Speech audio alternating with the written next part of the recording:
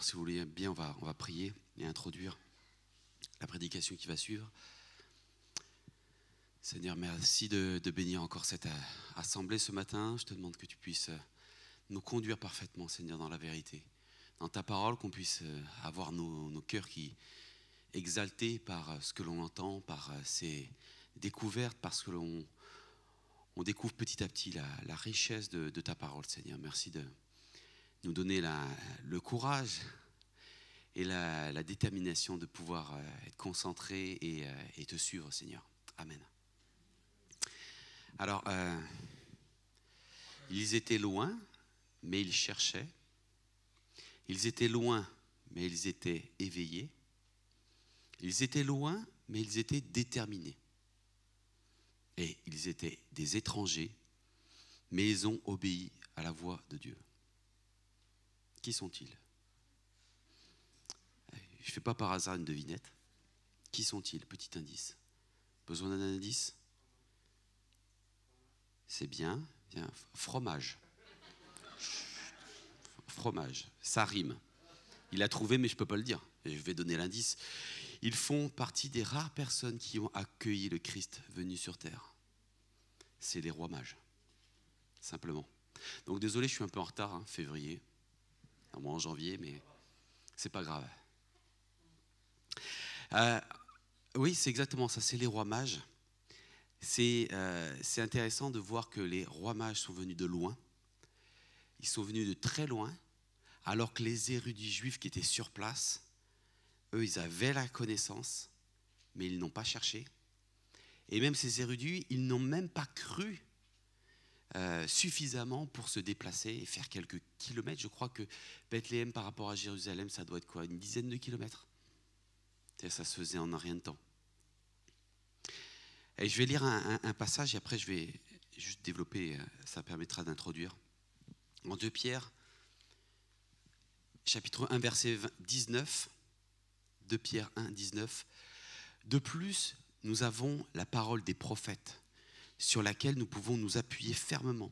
Et vous faites bien de lui accorder votre attention. Entre parenthèses, ce qu'ont fait les mages, les rois mages. Car elle est comme une lampe qui brille dans un lieu obscur, jusqu'à ce que le jour paraisse et que l'étoile du matin se lève pour illuminer vos cœurs. Jusqu'à ce que l'étoile du matin se lève pour illuminer vos cœurs. C'est beau, non? C'est beau. Et ces rois mages, donc, alors on dit rois mages, mais en fait on sait que c'est juste des mages, hein, c'est des astrologues presque, des gens qui venaient de loin, sûrement de la région de Babylone. Ils avaient, lors de l'exil des Juifs à Babylone, ils avaient reçu les textes et eux, ils avaient gardé ces textes.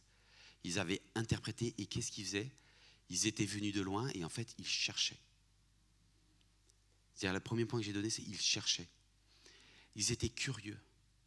Ils désiraient découvrir, trouver. Qui cherche, trouve. Qui frappe, on lui ouvre. Donc il y avait cette chose-là.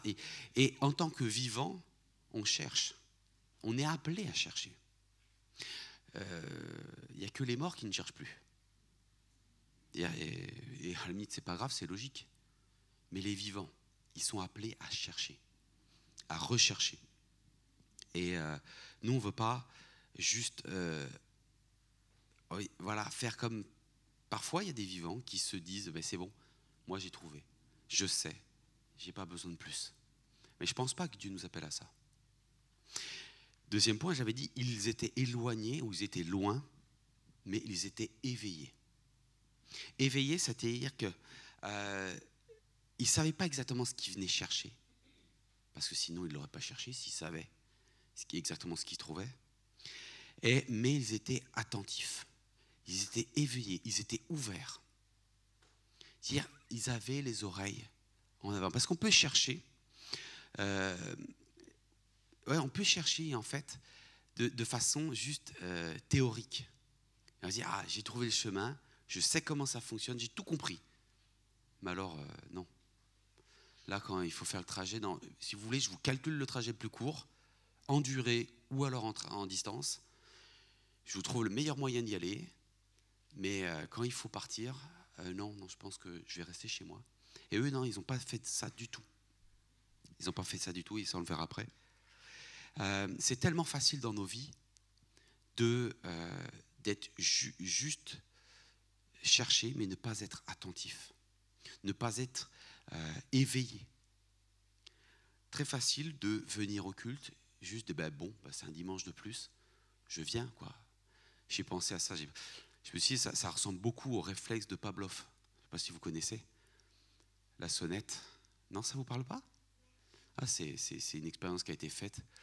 Si on met de la nourriture devant un chien, il va saliver naturellement parce qu'il a faim. Il va saliver. Et si on associe ça à une sonnette de cloche, à chaque fois qu'on lui donne de la nourriture, ça finit par être un réflexe. Il va saliver. Même quand il n'y aura pas de nourriture, on va sonner la cloche et il va saliver. Mais nous, des fois, on peut être un peu comme des chiens, quoi. Excusez-moi, hein. Je ne compare pas des chiens. Je dis nous. Hein. C'est-à-dire qu'on peut des fois avoir le réflexe de venir, mais on ne cherche plus rien. On ne cherche plus rien. La sonnette et la cloche, on salive et c'est tout. Et on n'est pas réellement nourri parce qu'on ne cherche pas. Et on n'est pas éveillé à ce qui nous arrive. Troisième, on dit, ils étaient loin, mais ils étaient déterminés. Déterminés. C'est-à-dire que le voyage, comme je disais, c'était véritablement une expédition à l'époque. C'était plusieurs centaines, voire peut-être plusieurs centaines de kilomètres au moins. C'était pas un petit voyage du week-end, tiens, une petite balade de santé. On va faire un détour. On a pris une réservation sur... vous connaissez, je ne vais pas faire la pub. Non, c'est un voyage très dangereux, qui est coûteux. Alors, ils avaient peut-être les moyens, mais ils ont quand même investi là-dedans. Ils ont perdu du temps, entre guillemets. Et comme je disais tout à l'heure, ils ne sont pas restés sur une recherche théorique. Ils sont pas restés, ils sont été déterminés. À un moment donné, ils ont dit « Ok, c'est bon, on fait les valises, on y va. On prend les chameaux. » Je ne sais pas s'ils avaient des chameaux, hein. Ça c'est la tradition. Mais on prend les cadeaux, ça c'est sûr. Et on y va. On sait pas exactement, mais on y va. Et quatrième point que j'avais noté, c'est ils étaient étrangers, mais ils ont obéi à la voix de Dieu. Ils étaient étrangers, mais ils ont obéi. Ils ont reçu un songe quand ils sont arrivés sur Jérusalem, qu'ils se sont adressés naturellement au roi en place à l'époque, à Hérode. Ils ont posé les questions, mais où est-ce qu'il doit venir? Le roi, il est où dans le palais? Non, il n'est pas là, vous n'êtes pas au courant. Et en fait, ils vont avoir plus de précision des érudits juifs, ce qui est extraordinaire. Ils vont dire, mais oui, il doit naître à Bethléem, là, quelques kilomètres d'ici. Et il n'y a personne à part les mages qui vont se déplacer.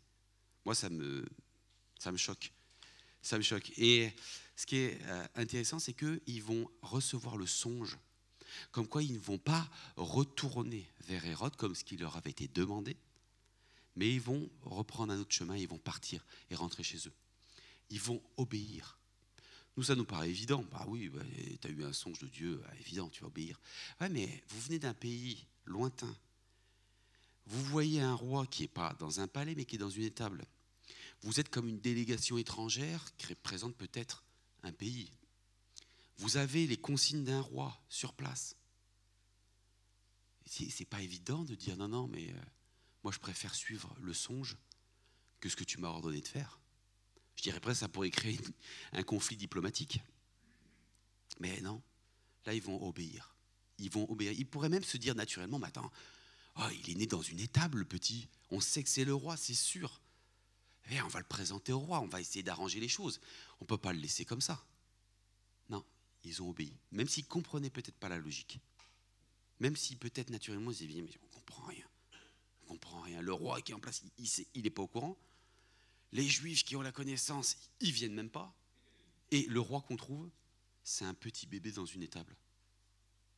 Choquant. Choquant. Et pour revenir justement à 2 Pierre 1,19,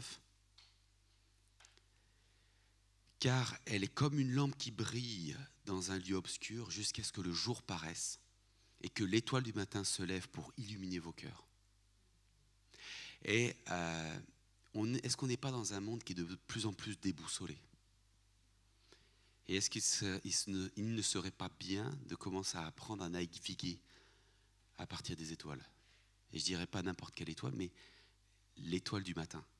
L'étoile du matin, c'est une étoile qui est beaucoup plus lumineuse et qui fait qu'en sorte, même dans les lueurs du jour, à l'aube, on la voit encore. Et elle est là, elle est présente. Et en fait, c'est Christ dans nos cœurs qui se lève et qui nous indique jusqu'au bout la direction, qui nous montre dans quelle direction qu'il faut aller. Quand on ne sait pas, et ça arrive des fois qu'on ne sait pas quoi faire, comment faire, ça peut être compliqué pour nous, ça peut être compliqué pour notre travail, ça peut être compliqué dans notre couple, ça peut être compliqué avec notre famille, ça peut être compliqué au travail, ça peut être compliqué, voilà, même dans le pays, ça peut être compliqué, avec nos voisins aussi, parfois. Mais on a une direction à chercher, c'est où est-ce que Christ est là? Où est Christ là-dedans? Où est-ce qu'il est? Donc, je pense que les mages sont un très bel exemple, et ce n'est pas les seuls, mais très bel exemple de la bonne attitude à avoir. Alors, soyez bénis.